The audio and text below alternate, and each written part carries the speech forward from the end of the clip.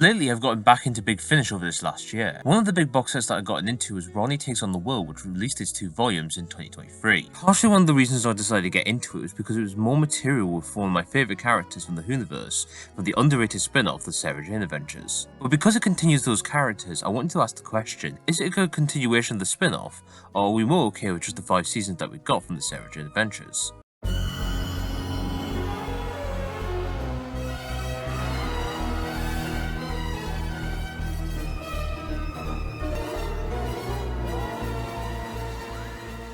So in April 2011, Elizabeth Sladen passed away. This sadly brought an abrupt end to the Sarah Jane Adventures of its incomplete 5th series, released in October 2011. With this, the creators moved on, CBBC ended up with a sadly underrated successor show, Wizards vs. Aliens. 2015 brought Big Finish the rights to tell stories of the current run of Doctor Who, including revival Doctors, companions, and spin-offs, which is why you got the revival Tortured and Class. But the Sarah Jane Adventures?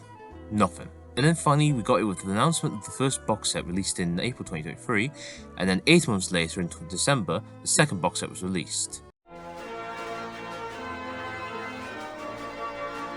To be honest, the first volume probably had the least connections it carried over from the spin-off. In some ways, it feels like a separate series with Rani Chandra being at the centre of it all. And sure, you have the return of the always lovely Minya Anwar as Rani's mother, Geeta, who shares the spotlight with her daughter Rani in the second story, Destination Wedding. But apart from that big connection, the other two in this box set seem like an unrelated young adult that contains this character's SJA, which is kind of what Doctor Who Redacted ended up doing for his second season.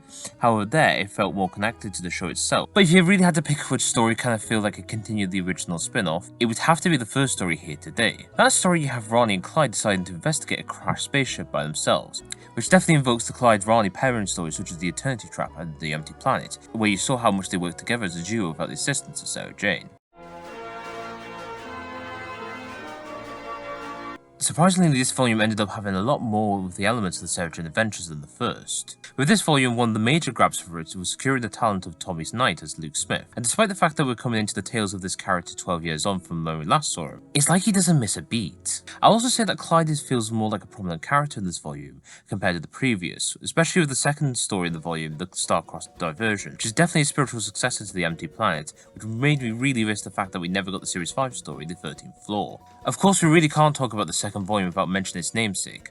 Here we have the return of Mrs. Wormwood, played by Samantha Bond, who we last saw in the SJA Series 2 finale, Enemy of the Bane. With her return, we also get a return of the Bane themselves, who continue to terrorise Rani and Clyde, especially the alternative Earth that they visit in the second story, where the Bane have finally taken over the Earth. And honestly, hands down, this is probably the most life-threatening that the two have ever been in, even if I include some of the stories in the Sarah Jane Adventures. And also to top it off, in the third story of the volume, we not only get the return of 13 Bannerman Road, but Luke finally gets another chance to interact with his creator, Mrs. Wormwood, slightly resolving some of the issues that they both had at the end of Enemy, but she also becomes a terrifying force against the three, who still continue to fight against the monsters. But to answer the question of it being a good continuation, I say yes, but more the second volume than the first, which is not to say the first volume is either bad, lackluster, or doesn't work. It's more that first volume seemed to have a different angle than the second, where that one decided it wanted to continue the journeys of the characters once they reached adulthood, but the second definitely wanted to continue more of the characters in their own adventures in their own time. In conclusion, Rani Takes on the World was both a great series and a very nice surprise for myself. I remember being over the moon when I found out the series could continue on the legacy of the Sarah Jane Adventures. And I guess, as always, I'll be seeing you, my friends.